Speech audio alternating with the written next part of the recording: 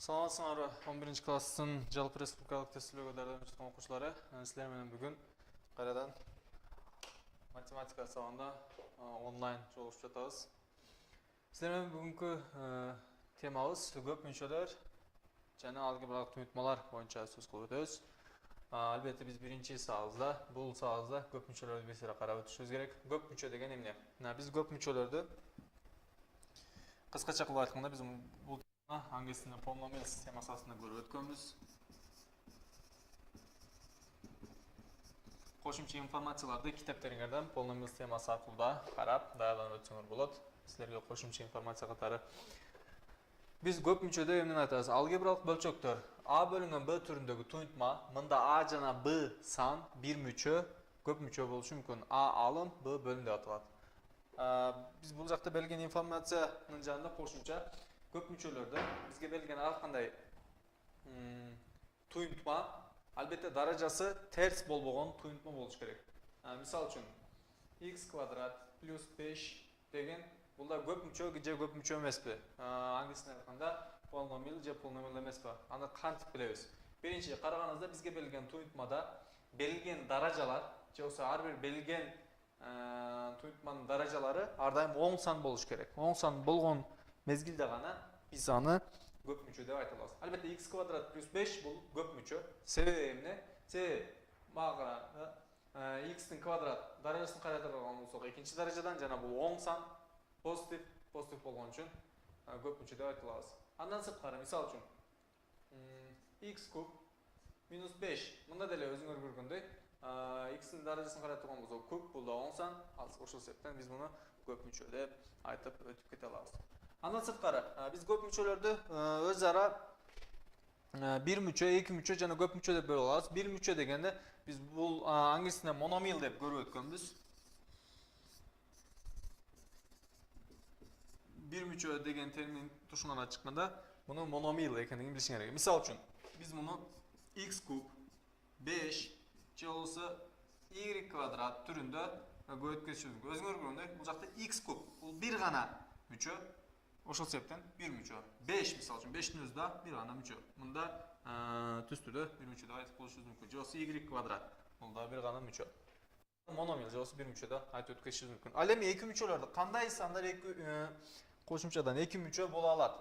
Аларды карап өтө турган болсак, аларда мисалы үчүн x квадрат плюс 5 мисалы үчүн өзүңөр көргөндөй бул биринчи мүнчө, ал эми бул экинчи мүнчө. Бул жакта эки мүнчө бар, ошол себептен муну эки мүнчө деп айтып өткөнчүбүз мүмкүн. Же болбосо башка бир мисал 5 минус z-тин экинчи даражасы түрүндө. Же болбосо z-тин үчүнчү даражасы деп коюшубуз мүмкүн. Бул жакта өзүңөр көргөндөй 5 биринчи мүнчө, ал эми z куб бул жакта экинчи мүнчө, эки мүнчө болгондуктан биз муну эки мүнчө деп айтып өткөнчүбүз мүмкүн. Андан кийинкилер бир мүнчө же эки мүнчөдөн көбүрөөк мүнчөгө ээ болгондорду биз үч мүнчө же болбосо көп мүнчө деп айтып өткөнчүбүз мүмкүн. Буга мисал катары x квадрат плюс 2x минус 5 деп айтсак деле болот. Албетте бул жакта өзүңөр көргөндөй x квадрат бул биринчи мүнчө, 2x экинчи мүнчө, ал эми 5 үчүнчү мүнчө. Бул жакта үч мүнчө бар, эки мүнчөдөн көп мүнчөгө ээ болгон мүнчөлөргө биз көп мүнчө деп айтып өтүп кете алабыз. Андан сырткары биз көп мүнчөлөрдү кошумча информация катары коэффициент деген нерсени да билишибиз керек. Мисалы үчүн кандай коэффициент? 2x квадрат минус 5. Бул жакта өзүңөр көргөндөй бул жактагы өзгөрүүчү x. X-тин алдындагы ар кандай сан буну эмне деп айта алабыз? Коэффициент деп айта алабыз. Ал эми бул x-тин коэффициенти. Ал эми мисалы үчүн бул жакта 5 да өзүнчө бир коэффициент деп айтып өткөнчүбүз мүмкүн. Андан сырткары мүнчөнүн даражасы деп берилген нерсе да бар. Мисалы үчүн кара эле ошол 2x квадрат минус 5 мисалын ала турган болсок, бул жакта мүнчөнүн даражасы 2x квадрат мүнчөсүнүн даражасы эмне? Бул жакта мүнчөнүн даражасы 2. Же болбосо башка бир мисал 2 минус 5y куб. Бул жакта өзүңөр көргөндөй y куб дейт. Бул жакта да мүнчөнүн даражасы 2-нин даражасын карай турган болсок 1, ал эми 5y-тин даражасын карай турган болсок 3. Бул да мүнчөнүн даражасы деп айтып өтүп кетишибиз мүмкүн. Албетте бул Берілген терминдер сіздерге жалпы республикалық тест түрлөдө пайдасы тиет деп ойлойм. Ошол себептен каалагандар болсо муну жазып алсаңыздар деле болот. Мен бир аз да убакыт берейин. Андан кийин сиздер менен сабагыбызды улантайлы.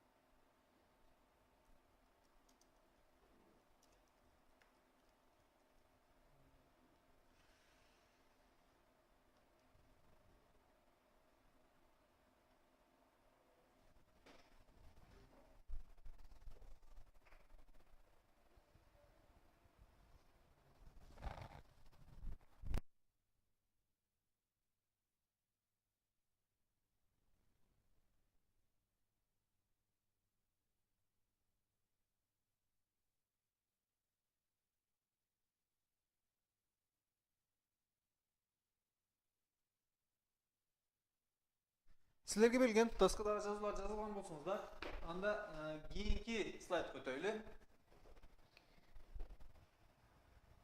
Кийинкисинде биз бир мүчө жана көп мүчөлөр боюнча кээ бир информацияларга ээ болушубуз керек. Бир мүчөлөрдүн көбөйтүндүсү дейт. Бул жакта мисалы үчүн бизде эки берилген бир мүчө болсо, мисалы үчүн x квадрат бул биздин биринчи мүчө, көбөйтүлгөн x куб деген мисалы үчүн bir misal бериле турган болсо, биз албетте бул жакта бири-бирине жакын болгон же болбосо бирдей гана көбөйтүндүлөрдү көбөйтүп алышыбыз мүмкүн. Мисалы үчүн x квадрат, x куб булардын баардыгын карай турган болсок, ачыкчактар баардыгы бирдей. Анда эмесе биз муну x-тин 5-нчи даражасы деп жазып алышыбыз мүмкүн. Же ушул сыяктуу эле 5x квадрат менен көбөйтөбүз 5x квадрат y көбөйтүлгөн 3x y болсо. Албетте, бул жакта өзүңөргө 5xy бул биринчи мүчө, ал эми 3xy экинчи мүчө. Бул экөөнүн арасында көбөйтүү бар. Анда эмесе биз буларды кандай көбөйтөбүз? Албетте, мындай көбөйтүүлөрдө биз биринчи карай турганыбыз сандар менен сандарды көбөйтөбүз. Бул жерде бул жакта биринчи мүчөдө сан 5, ал эми экинчи мүчөдө сан 3. Анда эмесе 5-ти 3кө көбөйтөбүз 15. Кайрадан кайталап өтүп кетем сандар менен сандарды. Андан кийин окшоштуктарды бири-бири менен көбөйтөбүз. Бул жакта окшоштуктарды кантип табабыз? X менен x окшош турабы? Анда эмесе x, бул жакта да x, алардын даражасын карайбыз 2, ал эми кийинки x-тин даражасы 1. Анда эмесе буларда көбөйткөнүбүздө x-тин 3-үнчү даражасы болот. Андан кийинки окшоштук y менен y. Экөөнүн тең даражасы 1 болгондуктан y квадрат деп жазып өтүп кетишибиз мүмкүн. Ал эми бир мүчөлөрдүн бөлүүсүн карай турган болсок, аларда да мисалы үчүн 10x квадрат y бөлүнгөн 5xy деп берилген болсо, бул жакта да биринчи карай турганыбыз сандар менен сандарды бөлүп алабыз. 10ду 5ке бөлсөк 2, x квадратты x'ке бөлсөк эмне чыгат? X чыгат. Ал эми y менен y бири-бирин түздөн-түз жөнөкөйлөтүп кетет. Ушул сыяктуу көп мүчөнүн жөнөкөй көбөйтүүчүлөргө ажыратуу деп берилген бир мисалыбыз да бар. Мунда кандай белгилеп өтүп кетсек болот? Мисалы үчүн бизге ax плюс bx түрүндө бир мисал берилген болсун. Биз муну жөнөкөй көбөйтүүчүлөргө кантип ажыратып алышыбыз мүмкүн? Өзүңөр көргөндөй, биринчи мүчө менен экинчи мүчөнү карай турганыбыз окшоштуктар. Бул жакта да x, экинчи жакта да x. Анда эмесе мен окшоштарды кашан сыртына жазып алам? Бир гана x, андан сырткары окшоштуктардан сырткары колубузда эмне калды? Биринчи мүчөдө a калды, ал эми экинчи мүчөдө болсо b калды. Плюс b. Буларда ушул жол менен көп мүчөнү жөнөкөй көбөйтүүчүлөргө ажыратуу жолда ушул жол менен аткарып алышыбыз мүмкүн. Каалагандар болсо мында деттериңизде жазып алсаңыздар болот. Андан кийинки слайд менен сабагыбызды улантайлы.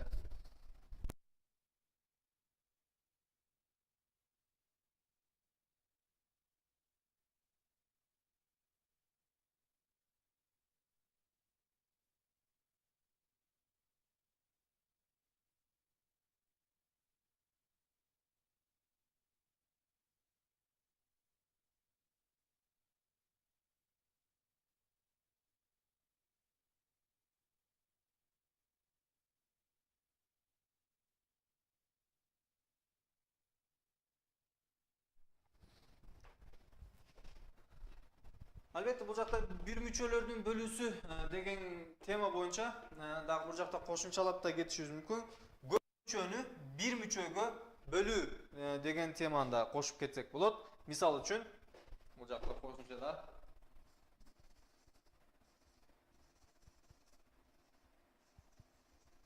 көп мүчөнү бир мүчөгө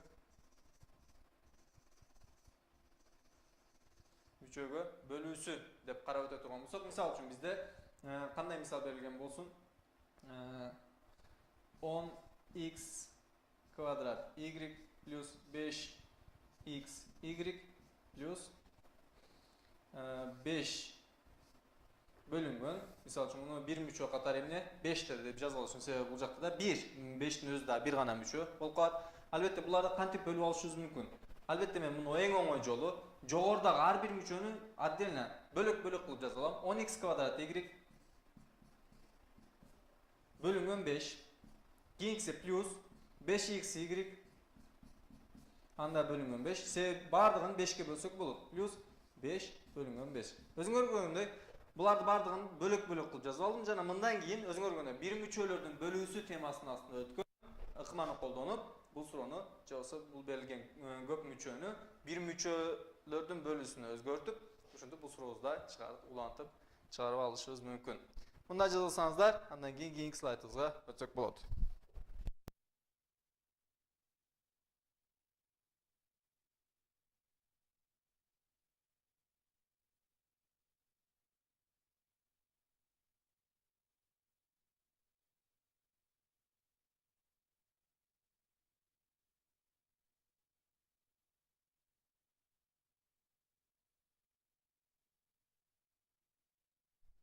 Силерге берилген доскадагы жазууларды жаза алган болсоңуздар, анда кийинки слайдыбызга көңүл бура турган болсок, бүгүнкү темабыздын эң чоң бөлүктөрүнүн бири алгебралык бирделиктер жана туйунтмалар.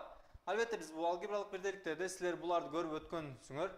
Algebraic expressions темасынын астында кошумчалап да булардын кантип жазылышын көрсөтүп өтүп кетсек болот. Биз көбүнчө бизге берилген бул жакта 6 бирделиктер жана туйунтмалар берилген. Биз бул 6 туйунтманы жалпы республикалык тестирлөөдө активдүү түрдө колдонобуз. Ошол себептен кааласаңыздар жаттап алсаңыздар деле болот.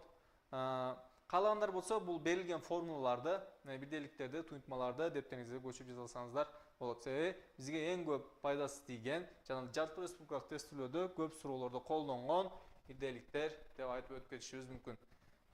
Берилген 6 формуланы дептериңизге жаза алсаңыздар, мен силерге бир аз да убакыт берейин.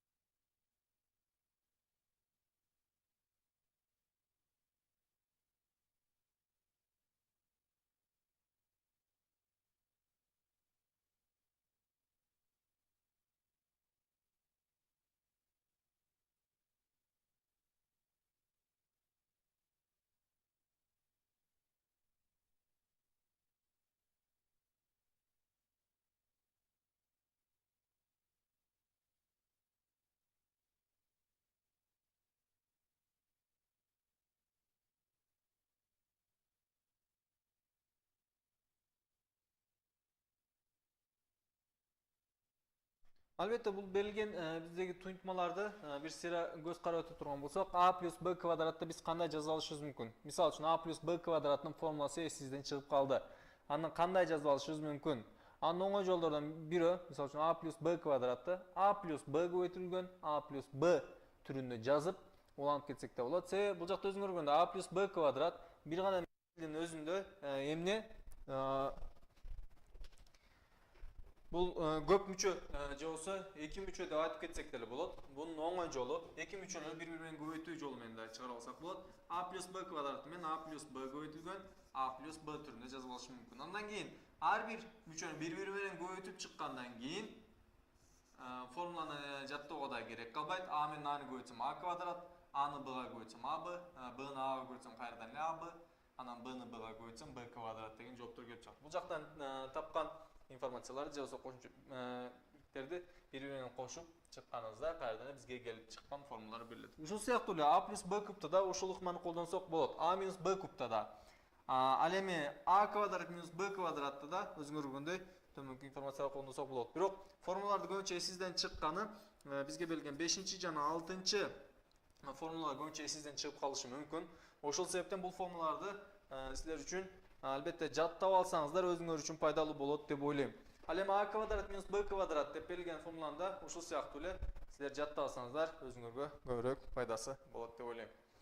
Бир аз да күтөйлү. Анан кийин сабагыбызды улантайлы.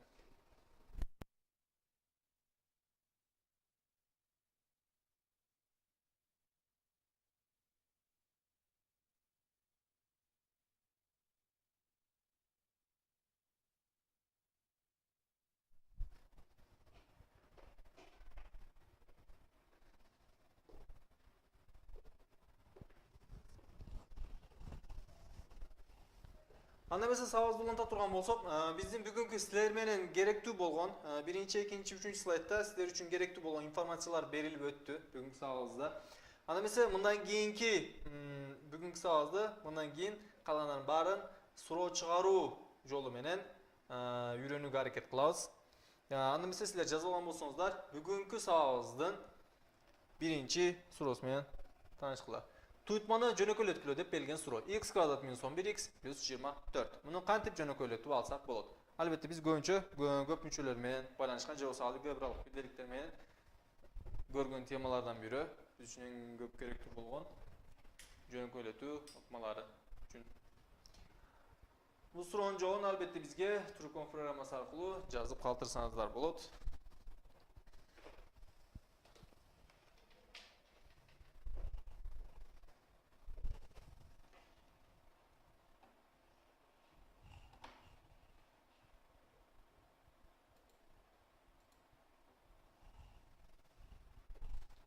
Үчтөн 8 деп Кадамжай лицейи жооп бериптир.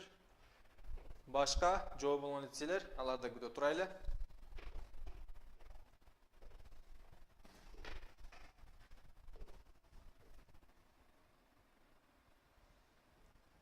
X минус 8 көтүнгө x минус 3 деп жооп берди Жалал Абад кыздар лицейи. Азырынча Жалал Абад кыздар лицейинин жообу туурадай көрүнүп турат. Жакшы, башка жооп болгон лицейлерибиз бүгүнкү сабакта ар дайымкыдай эле Жалал Абад кыздар лицейи жана Кадамжай лицейлери активдүү болуп жатышат. Башка лицейлерибиз да албетте ушул сыяктуу активдүүлүгүн көрсөтсө деп күтүп калабыз.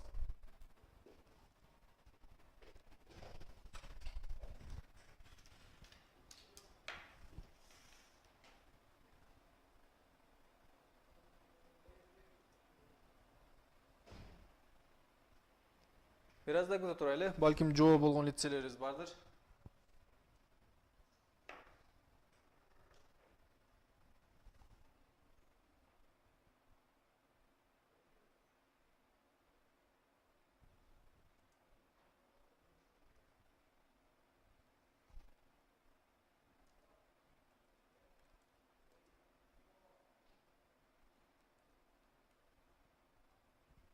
Жакшы.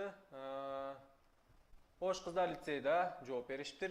Жакшы. Анда эмесе сурообузду чыгарып көрөлү. Биринчи, албетте бул типтеги суроолорду биздин биринчи кыларыбыз. Мындан мурдагы сабактарда да көбүнчө айтып өткөнбүз. Биринчи кылышыбыз керек болгон нерсе, биринчи бизге берилген мүчөнү албетте жалпы бөлүүчүлөрүн жазып алышыбыз керек. X квадраты менен x көбөйтүлгөн x түрүндө жазып алышы мүмкүн. Ал эми 24'tü болсо, 24'tü кандай кылып жазып алсам болот? 24'tü 8 жана 3, 8 көбөйтүлгөн 3 түрүндө жазып алсам болот. Бирок бул жакта 8 жана 3'түн алдындагы 8 жана 3'түн алдындагы эмнелер таасирлер кандай болот? Биз ага карап өтүшүбүз керек. Минуспу же плюспу? Биз ошого карап туруп, муну белгилешибиз керек. Биз минус же плюс экендигин экинчи мүчөгө карап туруп белгилеп алсак болот. Бул жакта плюс 24 кантсе болот? Минус 11 чыгышы мен буларды минус 8 көбөйтүлгөн минус 3 кылганда минус 20 бул экөө минустар бири-бирине көбөйткөндө албетте плюс деген жооп келип чыгат. Ал эми буларды өз ара көбөйткөндө x көбөйтүлгөн 8 жана x көбөйтүлгөн минус 3. Минус 8x жана минус 3x болот. Минус 8x менен минус 3x'in суммасы минус 11x. Албетте бул жакта чыккан сумма экинчи мүчөгө барабар болушу керек. Экинчи мүчөгө барабар болбогондо, анда mesela биз бул туйнтманы жөнөкөй өтүп атканда хата кылып алган болушубуз мүмкүн. Мисалы үчүн мага берген 24-тү плюс 8ге бөлүнгөн плюс 3 түрүндө да жаза алышым мүмкүн эле. Анда эмесе плюс 8x плюс 3x болот, ал экөөнүн суммасы болсо плюс 11x болот. Плюс 11x бирок биздин экинчи мүчө болсо өзүңөр көргөндөй экинчи мүчөнү карай турган болсок минус 11x. Бизге минус 11x болуш керек эле. Ошол себептен буларды мен минус деп алып алдым. Анда эмесе мен мага берилген туйнтманы x минус 8 биринчи бөлүк x минус 8 көбөйтүлгөн экинчи туйнтма x минус 3 түрүндө белгилеп алыш мүмкүн. Албетте бул сурообузга Ош кыздар лицейи жана Жалал Абад кыздар лицейи туура жооп беришти. Аларды куттуктап өтөбүз. Жана кийинки сурообуз менен сабагыбызды улантабыз. Кийинки сурообуз төмөндөгүдөй. Туйнтманы жөнөкөйлөткүлө. 125 m куб плюс 8 n куб деп берилген суроо. Бул туйнтманы жөнөкөйлөтүш керек. Албетте биз муну кантип жөнөкөйлөтүп алсак болот? Силер менен кичине мурда эле алгебралык бирдейликтер темасы боюнча карап өткөн болчубуз. 1 мүнөттүк убакыт, ушул убакыттын ичинде силер да бул суроонун жообун тапканга аракет кылып көргүлө.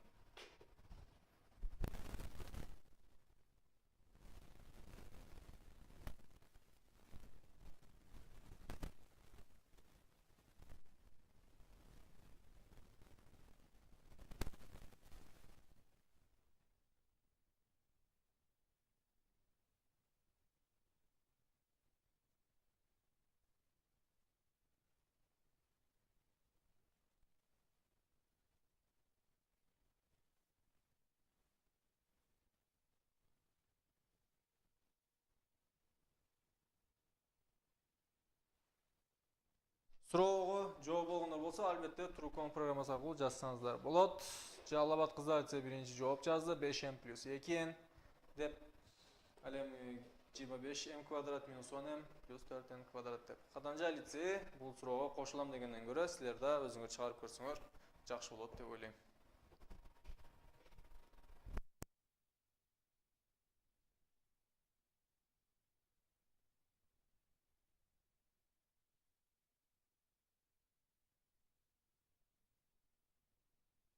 Башка жооп болгон лицейлер болсо, албетте аларда жазышса болот.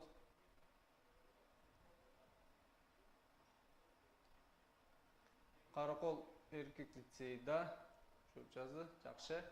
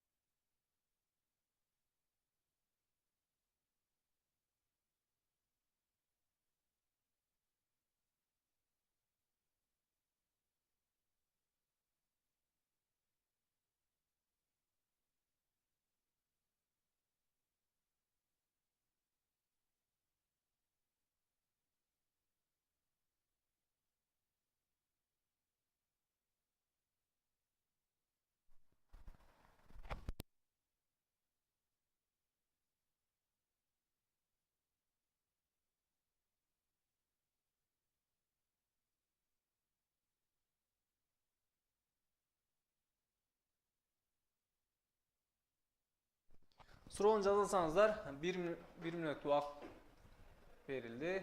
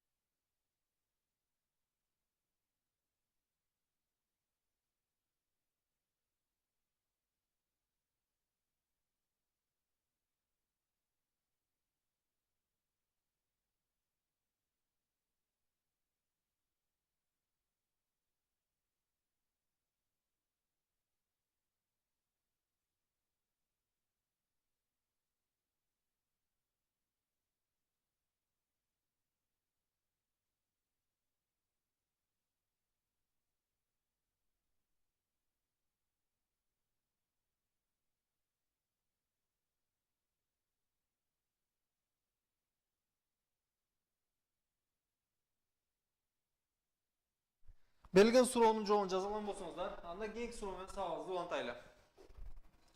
Кийинки сурообуз төмөндөгүдөй. Туюнтманы жөнөкөй деп белген суроо. Албетте бизде көбүнчө жалпы тестилөөдө ушул типтеги суроолор көбүрөөк чыгат.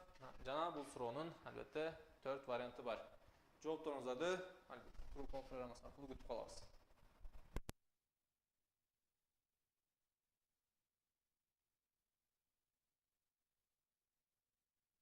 Birinci Karakol Liseyi cevap verdi. A variant deb Jaktel da A variant deb cevap verdi. Жақшы. Oşkızlar Liseyi da A variant deb cevap verdi. Kılamca Liseyi da A variant deb. Жақшы. Başka cevap olan liseyi olsa albatta alarda жазышса. Аларга күтө турайлы.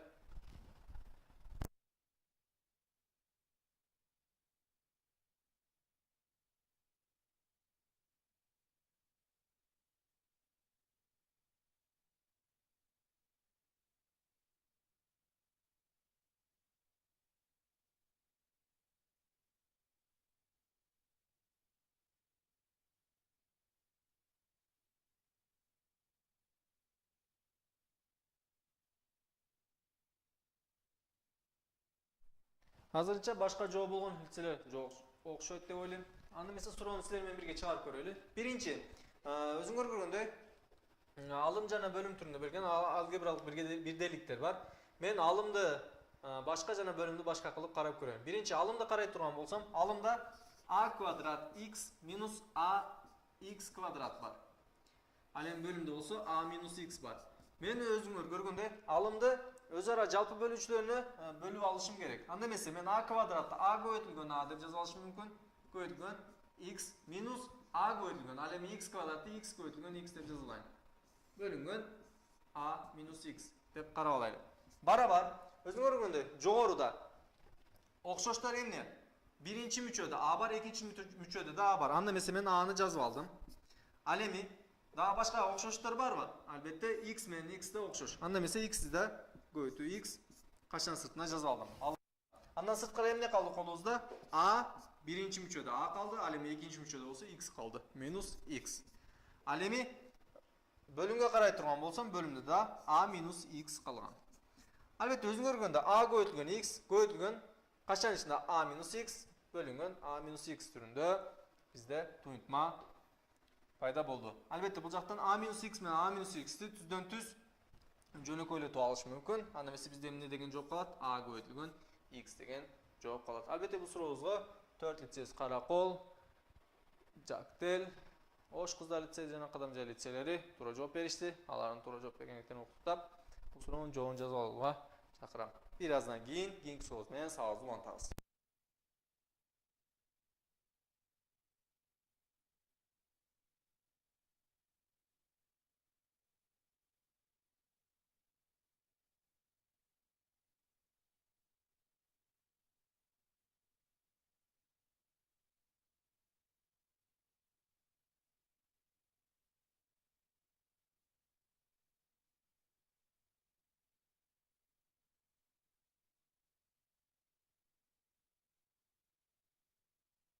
Суроонун жообун жазган болсоңуздар, анда кийинки суроо менен таанышалы. Жөнөкөй көбөйтүүчүлөргө ажыраткыла деп берилген суроо. Бир аз дагы татаал деп айта алышыбыз мүмкүн. Бул суроону силер жазып көрсөңүздөр, суроону чыгарып жоопторуңуздарды күтө калам.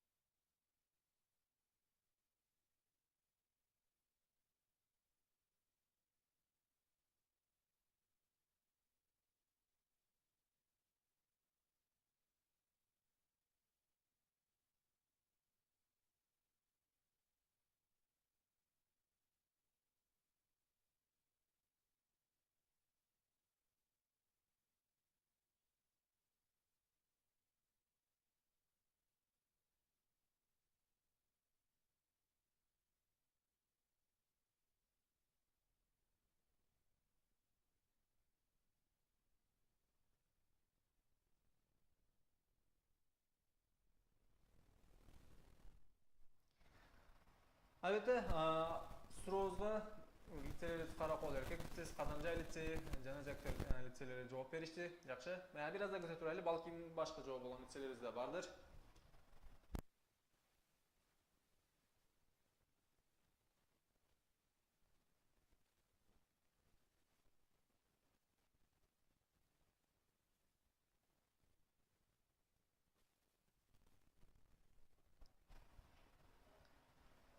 Xo'sh, qizlar litseyida x kvadrat minus 4, x kvadrat plus 3 deb javob berishdi. Yaxshi. Anda esa bu so'rovni birinchi chiqaraylik. Bu so'rovni chiqarardan burada sizlarga o'ng'ayroq bo'lish uchun endi qilib olsak bo'ladi. O'zinglar ko'rgandek, birinchisida x kvadrat plus 2, ikkinchi uchida x kvadrat plus 2 bor. Belgila men x kvadrat plus 2 ni men a deb olayin. A deb ola turgan bo'lsam, anda x kvadrat plus 2 ning yerine a deb yoza turgan bo'lsam, anda a kvadrat minus 5 a minus 6 degan bir tuyutma kelib chiqadi. Albatta menga berilgan bu tuyutmani men qanday jo'nako'ylatib ola turgan bo'lsam, a kvadratni men a ko'yitilgan a deb yozib olishim mumkin. Minus 6 ni bo'lsa qanday yozib olishim mumkin? Minus 6 ni minus 3 ko'yitilgan, minus 2 deb yozib olishim, minus 3 ko'yitilgan 2 deb yozib olishim mumkin. Plus 2 ani deb yozib olsam, biroq a ni minus 3 ga qo'ysam minus 3, a ni 2 ga qo'ysam plus 2, minus 3 plus 2 minus a bo'ladi. Biroq bizda minus 5 a bor. Anda esa boshqa narsani tekshirib ko'rishimiz kerak. Anda endi qilsam bo'ladi? Minus 6 bu yoqda. Anda esa bunning o'rniga boshqa endi yozsak bo'ladi. Minus 6 qo'yilgan, minus 6 qo'yilgan plus 1 deb yozsam bo'ladi. Minus 6 ni plus 1 bilan qo'ysam qayerdan minus 6 chiqadi. Alar tekshirib ko'rib turgan bo'lsak, minus 6a plus 1a bularni jo'nako'ylatganimizda minus 5a kelib chiqadi. Minus 5a mening ikkinchi mucho'bida. Anda esa men menga berilgan tuyutmani qancha jo'nako'ylatib olsam bo'ladi? A minus 6 ko'yitilgan a plus 1 turida jo'nako'ylatib olsam bo'ladi. Albatta, a nega barobar bo'lchi? Qayerdan a qayda turgan bo'lsa, a x kvadrat plus 2 ga barobar bo'lchi. Anda esa men a ning o'rniga x kvadrat plus 2 ni yozaman. X kvadrat plus 2 minus 6. Ikkinchi qashamishda a ning o'rniga x kvadrat plus 2 plus 1 deb yozsam bo'ladi. Anda esa buni ulanda turgan bo'lsak, x kvadrat plus 2 minus 6 x kvadrat minus 4 bo'ladi. Keyingisinde x kvadrat plus 2 plus 1 endi x plus 3 bo'ladi. Albatta bu so'rovga ko'p litseylar bardo'la to'g'ri javob berishdi. Biroq da biraz da buni ulantsak da bo'ladi. Sebebi bu yoqda o'zing ko'rgandek x kvadrat minus 4 ko'yitilgan x plus 3 deb oldik. X plus 3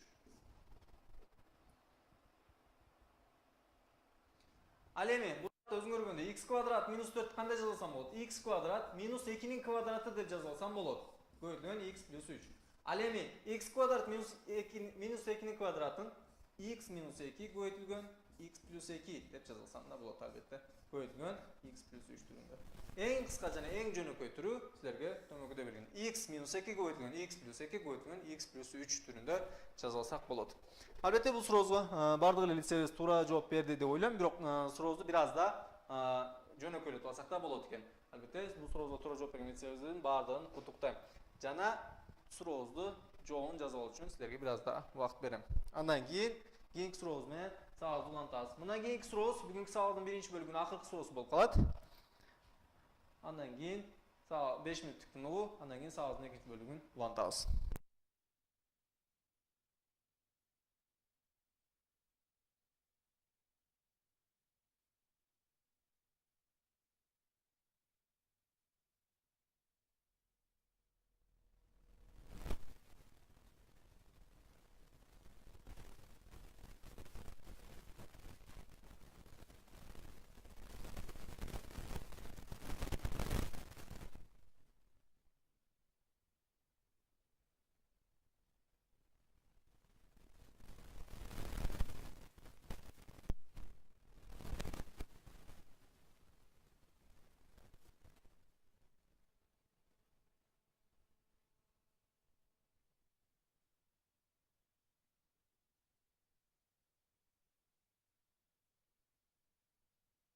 Anda mesela keyingi so'rovimizni da qaraylik. Keyingi so'rovimiz tomondagidek.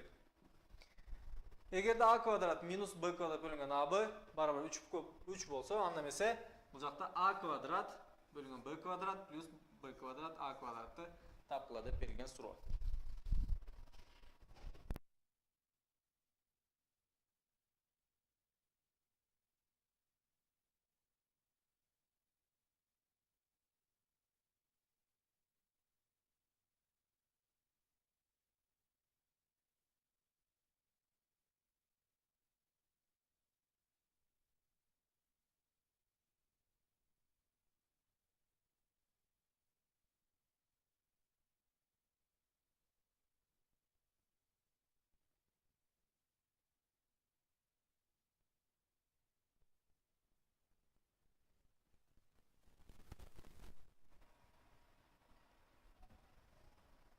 Суроонун жообун албетте жазып калтырсаңыздар болот. Бираз да күтөйлү. Азырынча жооп берген лицей жок.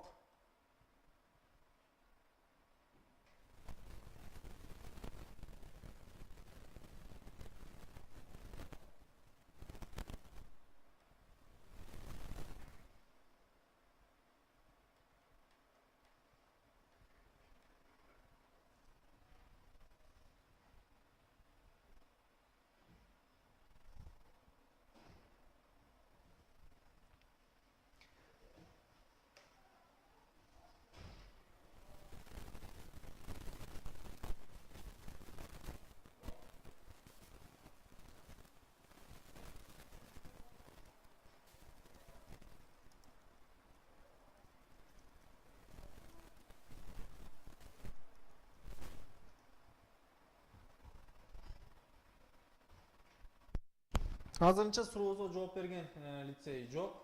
Башка бул суроо албетте оорбу, албетте бир аз да татаал болуп калышы мүмкүн.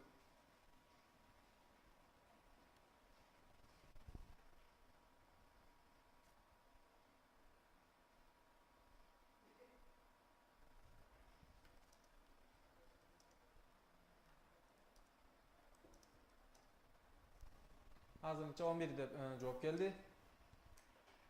Жакшы, анда эмесе бул суроонун жообун чыгарып көрөлү. Биринчи, a квадрат минус b квадрат бөлүнгөн ab барабар 3 дейт. Мен аны кантип жазсам болот? a квадрат минус b квадрат бөлүнгөн ab барабар 3 болсо, мен муну келгиле бир мүчөлөрдү бири-бирине бөлгөндөй эле кыла алайын. a квадрат барабар a квадрат бөлүнгөн ab минус b квадрат бөлүнгөн ab деп жазып алсам болот. Барабар 3.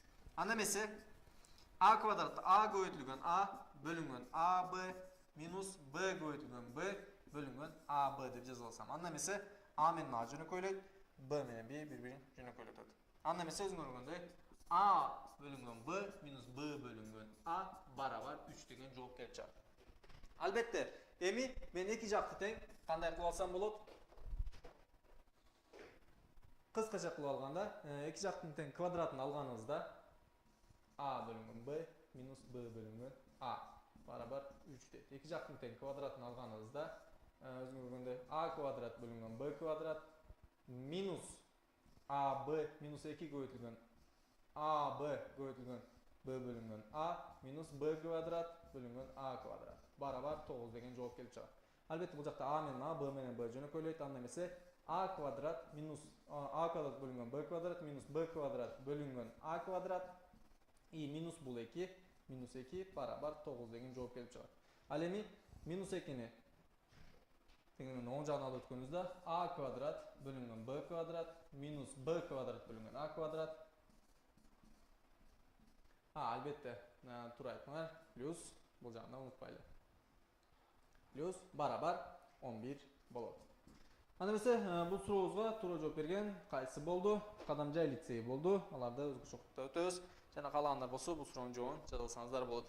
Анда эмесе силер менен бир 5 мүнөттүк тыныгуу берели. Тыныгуудан кийин сабагыбызды улантабыз.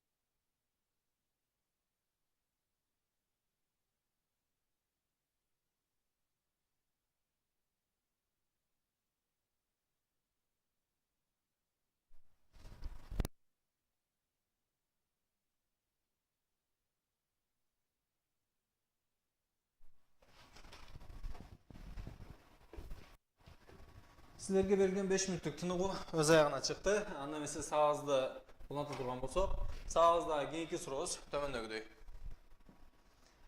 Туйутманы жөнөкөйлөткүлө деп берилген суроо. Албетте бул алгебралык бирдейликтер. Бул сурообуз үчүн 1 мүнөт убакыт берели.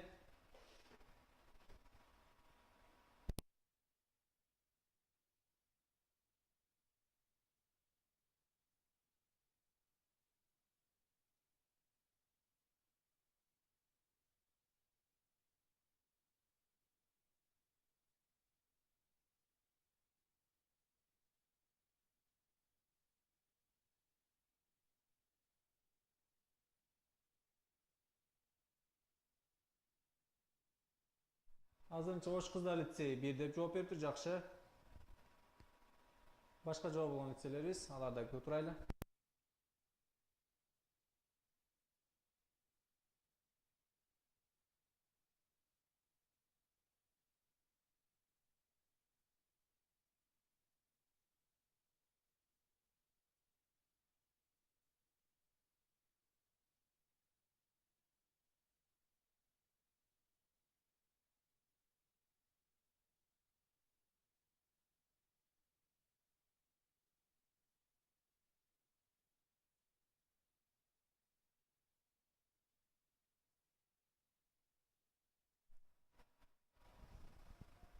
Жакшы, Жалал-Абад кыздар лицейде 1 деп жооп бериптир, Кадамжайда 1 деп жооп бериптир.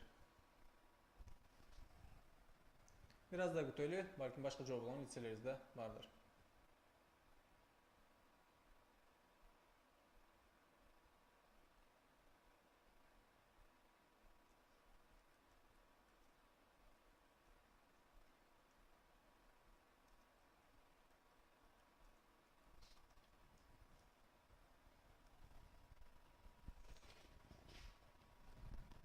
Азырынча башка жооп болгон лицейлерибиз жок окшойт. Анда эмесе сурообузду чыгарганда силер менен улантайлы. Биринчи x квадрат минус 16 деп берилген. Биринчи эки мүнчөнү карап турган болсок, мен x квадрат минус 16-ны кантип жаза алышым мүмкүн?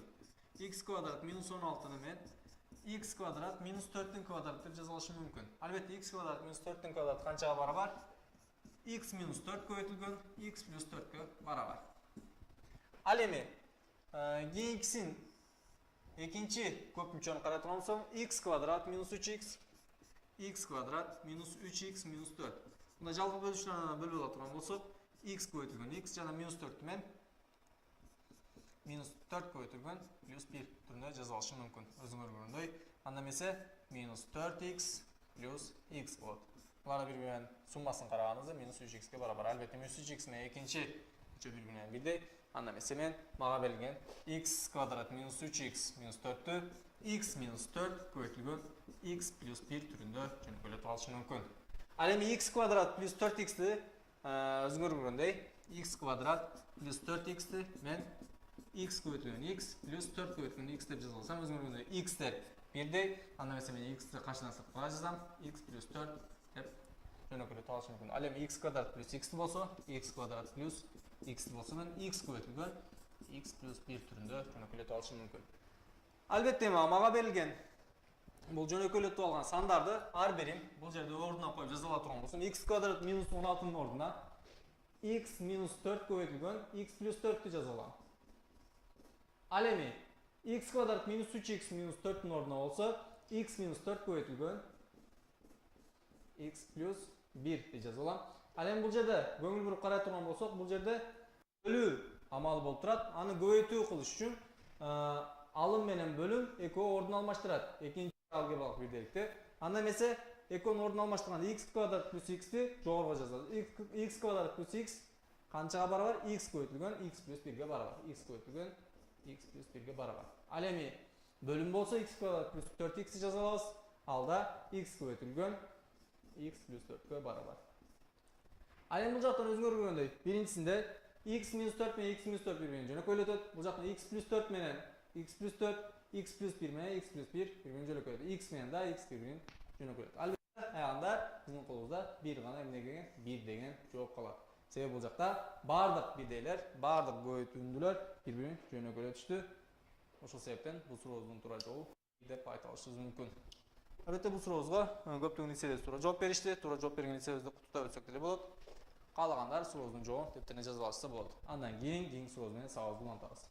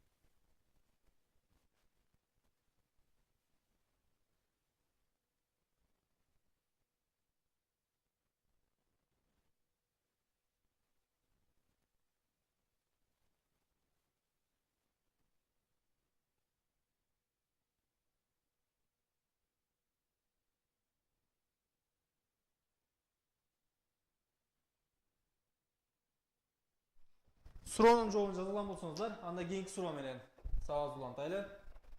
Agarda A'dan 1 minus B'dan A barobar 5, alem A minus B barobar 10 bo'lsa, anda A kvadrat minus B kvadrat qanchaga barobar deb berilgan so'rov.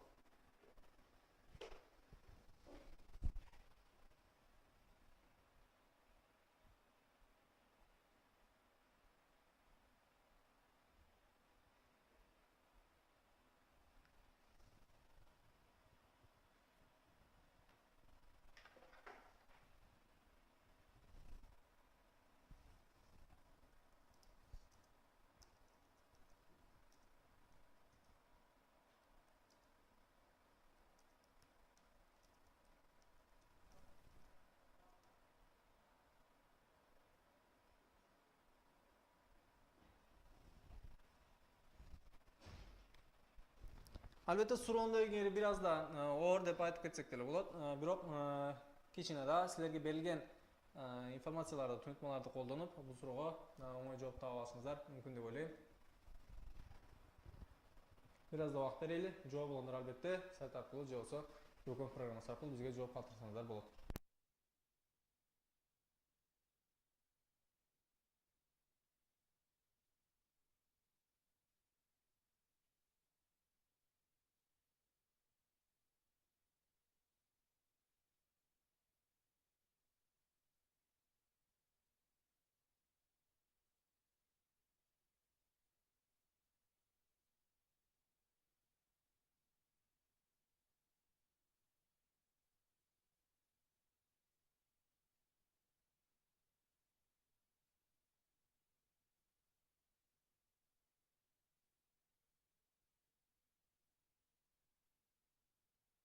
Javob olgan litseylarimiz bormi?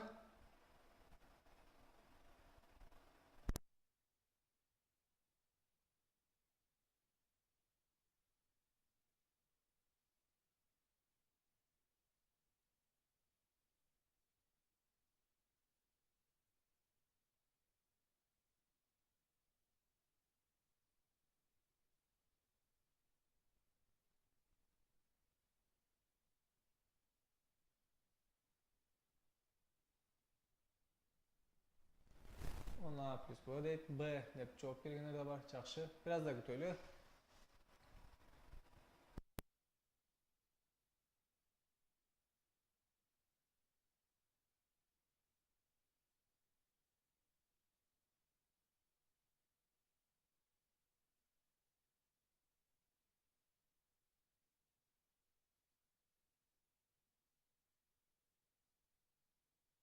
Yüz 180 deb javob berganlar bor, 920 deb javob berganlar da bor, yaxshi.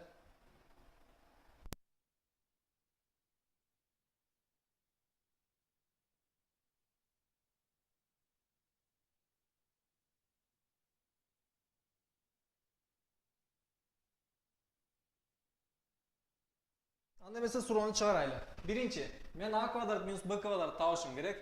Andan burada men 1 bölüngen A minus 1 bölüngen B barobar 5 ni qarab o'tayım. 1 bölüngen A minus 1 bölüngen B barabar 5 деген нәрсе. Албетте мен екі жақтың тең бұларды жалпы бөлушілерін қарап ала тұрған болсам, бұл жақты B менен, бұл жақты да A менен көбейтіп алсам, анда эмесе өзүң көргөндөй B минус A бөлүнгөн AB барабар 5 деген жооп келип чыгат. Ал эми B минус A канчага барабар? Өзүң көргөндөй A минус B барабар 10 болсо, ал эми бул жакта эки жактың минус менен көбөйткөнүбүздө, бул жакты минус менен көбөйтсөк, бул жакта минус менен көбөйтсөк, анда B минус A чыгат. Бул жактан барабар минус 10 келип чыгат. Анда эмесе мен жогоруга B минус A'нын ордуна минус 10 деп жазып алсам, минус 10 барабар 5AB деген жооп келип чыгат. Ал эми анда эмесе AB барабар канча? Минус 2 деген жооп келип чыгат.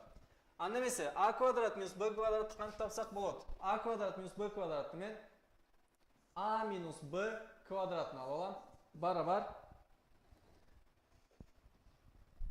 Барабар 10'ун квадрат деп жазып алсам болот. Анда эмесе A квадрат минус 2AB минус B квадрат барабар 100 деп жазып алсак болот. Өзүң көргөндөй A квадрат минус B квадрат минус 2AB. AB канчага барабар? Минус 2ге барабар деп тапкан болчубуз. Барабар минус 2 деп жазып алам. Анда эмесе A'нын ордуна барабар 100 десек, өзүңөр көргөндөй бул жактан минус 2'ни минус 2 көтсөк плюс 4'тү теңдеменин оң жагына алып өтүп A квадрат минус B квадрат барабар 96 деген жооп келип чыгат. Албетте бул сурообуздун жообу. Кадамжай лицей кошумча бул жакта жоопторуңуздарды гана жазсаңыздар, башка нерсе менен чатты булга алсаңыздар деп айтып өтүп кетем. Андан сырткары сурообуздун жообун жаза алсаңыздар болот. Бир аз да убакыт берели. Андан кийинки суроо менен сабагыбызды улантабыз.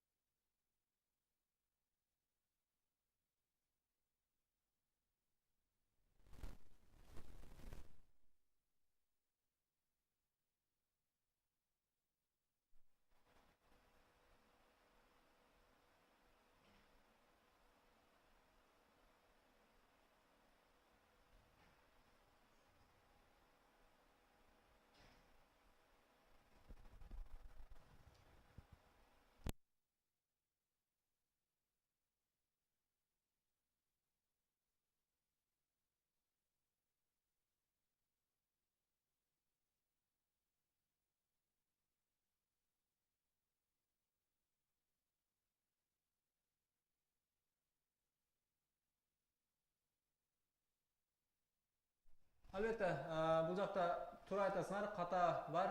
Минус b квадрат эмес, плюс b квадрат деп жазышыбыз керек. Ушул жерде түздөп туруп, силер да жоопту түздөп жаза алсаңыздар болот. A квадрат минус b квадрат дейт. Бизден суралган нерсени ал жактан таппай калган болушубуз мүмкүн. Албетте.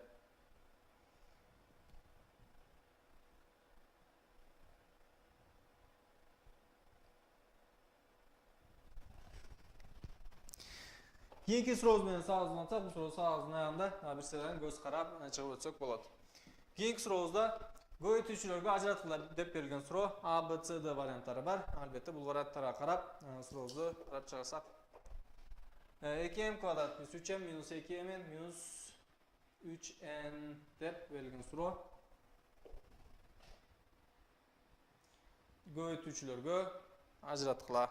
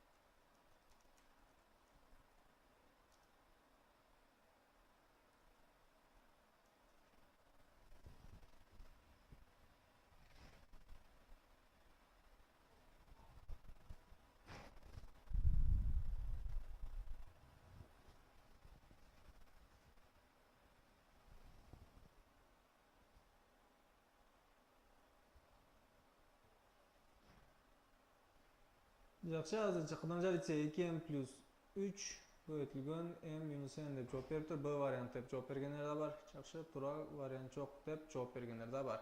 Жақсы, бир аз да күтүп турайлы. Башка жооп болгондор да балким бардыр.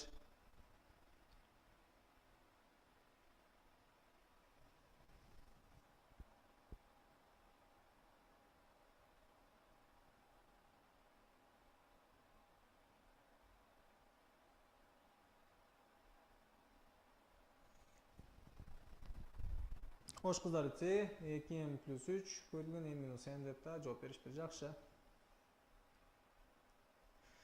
Биринчи көбөйтүүчүлөргө бөлүп жатканда биз жалпы бөлүүчүлөр эң көп болгон сандар же болбосо мүчөлөрдү бирдей кылып бир жерге топтоп жазып алган биз үчүн пайдалуураак деп ойлойм. Мындай суроолордо эң оңой жолу болот суроону чыгарып алганда. Анда эмесе бул суроону азырынча 2-3 лицейлерди жазды. Сурообузду текшерип көрөлү. Биринчи, көбөйтүүчүлөргө ажыратып атканда кайрадан эскертип өтүп кетейин. Жалпы бөлүүчүлөр көбүрөөк болгон сандарды бир жакка же болбосо мүчөлөрдү бир жерге топтоп жазылган биз үчүн пайдалуураак болот. Анда эмесе 2m квадрат плюс 3m минус 2mn минус 3n дейт. Бул жакта жалпы бөлүүчүлөр бири-бирине эң көп жакын болгон 2m квадрат менен 2mn бири-бирине жалпы бөлүүчүлөрү жакын болгон сандар. Аларды бирге жазып ала турган болсом 2m квадрат минус 2mn. Андан кийин плюс 3m минус 3n. Өзүңөр көргөндөй буларды мен кантип качан ичине жазып алайын. Анда эмесе өзүңөр көргөндөй 2m квадратты 2m көбөйтүлгөн m анан минус 2m көбөйтүлгөн n плюс ал эми бул жакта 3m, бул жакта 3m минус 3n болуп калды. Анда эмесе бул жакта 2 менен 2 m менен n бирдей. Анда эмесе 2m'ди сыртка чыгарып ала турган болсок 2m. Ал эми бул жакта m минус n ди качан ичинде калды. Плюс ал эми кийинкисинде 3 жалпы бөлүүчү, анда качан сыртка чыгарып алганбызбы 3 m минус n деп турат. Бул жакта m минус n буларда жалпы бөлүүчү. Анда эмесе жалпы бөлүүчүлөрдү кайрадан качан ичинде m минус n деп жаза алайын. Ал эми калгандары бул жакта 2m плюс 3 калды. Анда 2m плюс 3 деп кошуп жаза алсак болот. Анда эмесе бул сурообузга туура болгондордон m минус n 2m плюс 3 түрүндө бизге жооптор барбы? Албетте бул жакта туура жооптор бизде берилген варианттарда жок экен. Анда эмесе албетте берилген варианттардын баары туура эмес. Туура жоопту жазып алсаңыздар болот.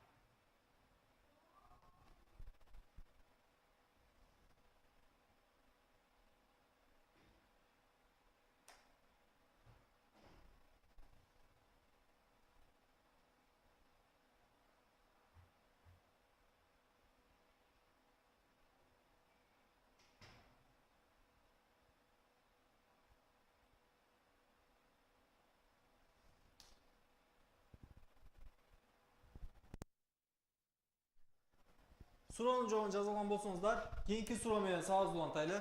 Кийинки сурообуз төмөндөгүдөй.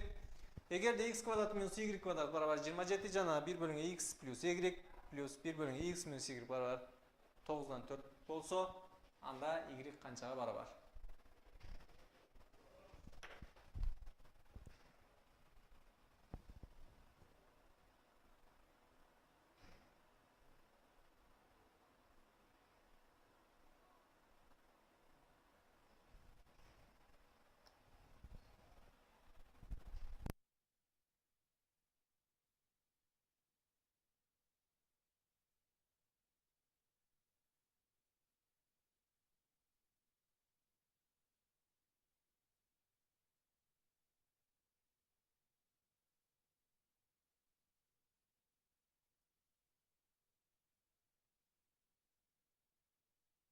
Birinchi bo'lib Osh qizlar litseyi javob berdi.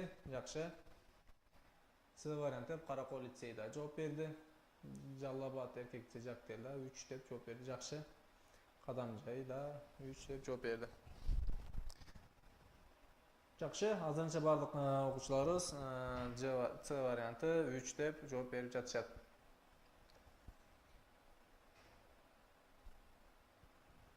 Andan ise biz so'rovimizga ko'ngil burib chiqara turgan bo'lsak, birinchi manga berilgan ikkinchi to'ytma jazolayın. X plus y'den 1 plus x minus y'den 1 barabar 9'dan 4 deb berilgan to'ytma. Albatta bu to'ytmalarda chiqaruvda bu жақта x minus y menen, al endi keyingi жақта x plus y menen chapiluu uchun belgilab chiqarsak bo'ladi. Anda esa x minus y plus y bo'lingan x minus y ko'paytirilgan x plus y deb yoza olishimiz mumkin. Barabar 9'dan 4 degan javob kelib chiqadi. Albatta bu жақта y bilan y bir-birini jo'na ko'rlatadi. Al endi qolganlarini tekshirib ko'rganingizda x minus y bilan x plus y kemniga barabar x kvadrat minus y kvadratga barabar. Anda esa bu жақtan o'zini ko'rganday 2x al endi x minus y ko'paytirilgan x plus y o'rnina x kvadrat minus y kvadratni yozsak bo'ladi. Javob bo'lsa x kvadrat minus y kvadrat deb yozsak bo'ladi. Barabar 9'dan 4. Al endi x kvadrat minus y kvadratning o'rnina 2x bo'lingan 27 barabar 9'dan 4.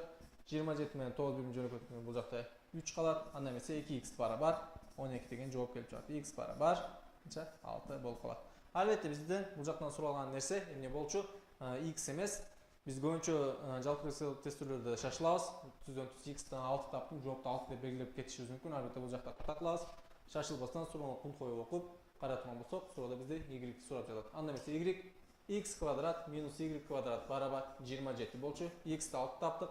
36 minus y kvadrat barabar 27 minus y kvadrat barabar 9 minus 9 albatta alemi y barabar bu жақtan 3 degan javob kelib chiqadi. Albatta variantlarda qarab o'tsak, g de y minus 3 da bo'lib qolishi mumkin. Minus 3 ning kvadratda albatta 9 ga barabar. Anda esa bu so'rovning to'g'ri javobi C varianti. Ba'zi sizlardan to'g'ri javob turmaydi. Tutayım. Jana javob jazolash uchun sizlarga biroz vaqt beraman.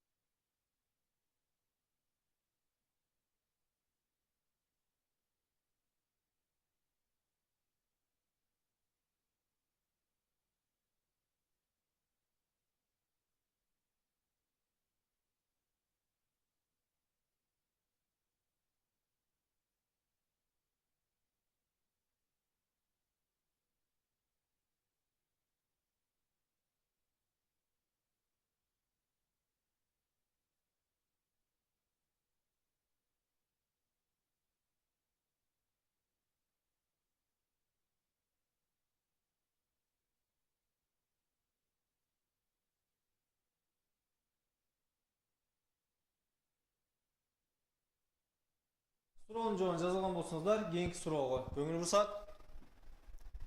To'ytmani jo'na ko'rlatkilar deb berilgan so'rov. Albatta, bu so'rovda sizlardan chiqarib ko'rishga harakat qilinglar. 1 minut vaqt.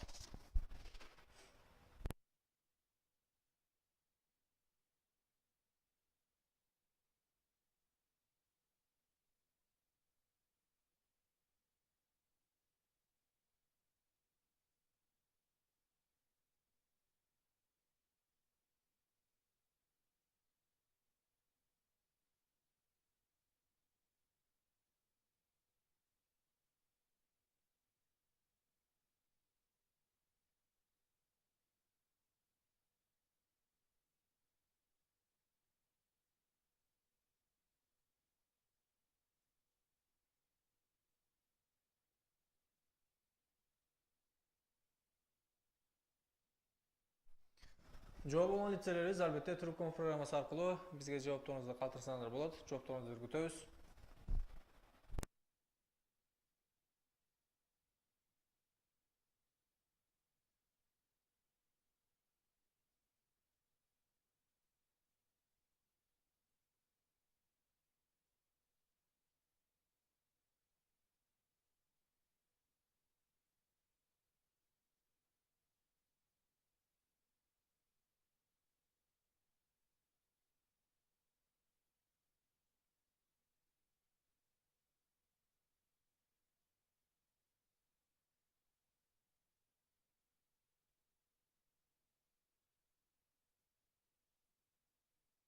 Азырынча бир гана лицей, Ош кыздар лицей жооп берди. Артынан Каракол лицей да жооп берди. С вариант деп жакшы.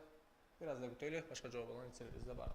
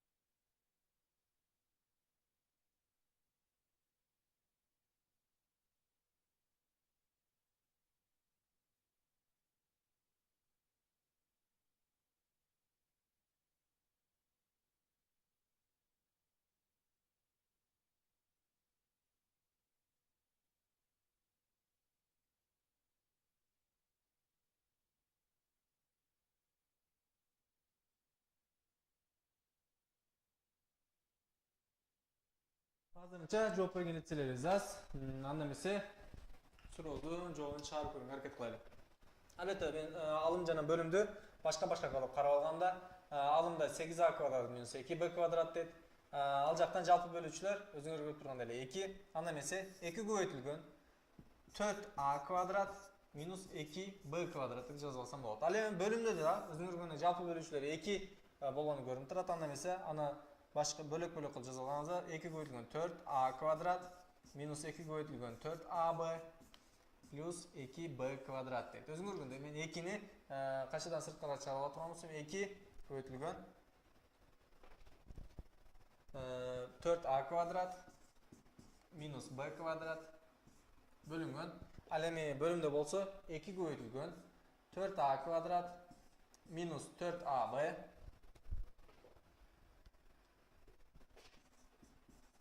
и плюс b квадрат деп жазып алышым мүмкүн. Өзүңөр көргөндөй 2 менен 2 жөнөкөй эле өтөт.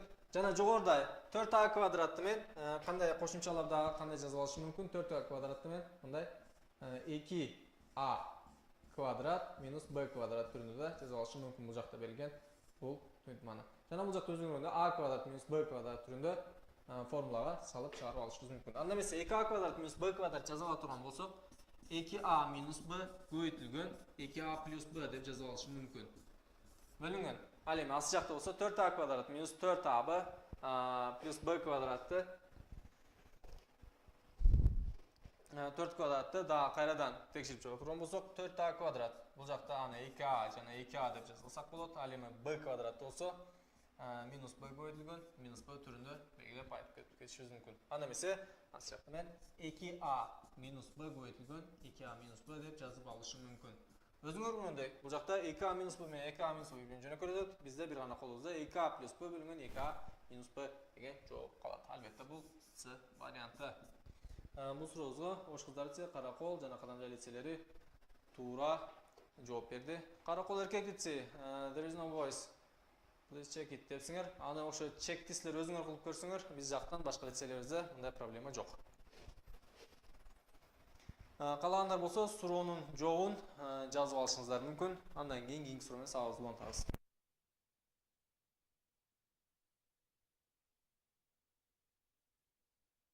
Силерге айтып өтүп кетип турган нерсем, мындан кийинки сурообуз бүгүнкү сабагыбыздын акыркы суроосу болот. Ошого карап силер да даярдыктарыңыздарды ошого карап кылсаңыздар болот, албетте.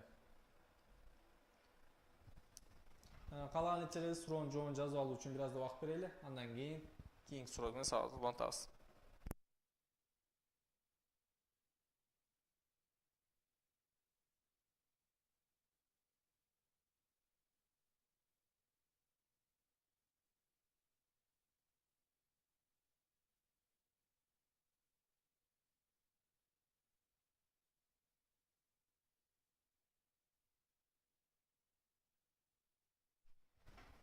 Суроонун жообун жазып алган болсоңуздар, анда кийинки суроого көңүл бурайлы. Кийинки суроо төмөндөгүдөй.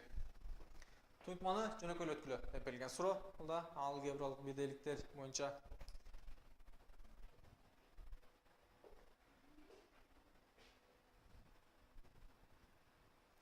жооптары A, B, C, D түрүндө берилген. Ушул варианттардан бирөө бул суроонун жообу.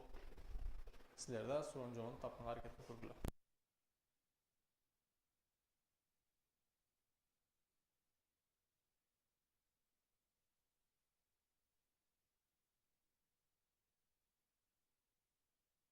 Ош кыздар лицейи биринчи болуп Ардайым Кудай жооп берди. С вариант деп жакшы. Бир аз да күтөлү. Башка жооп болгон лицейлерибиз да бардыр.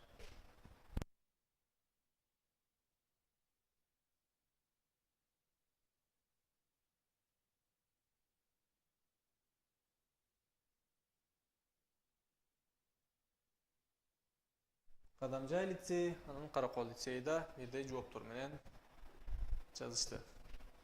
Бир аз да күтөлү.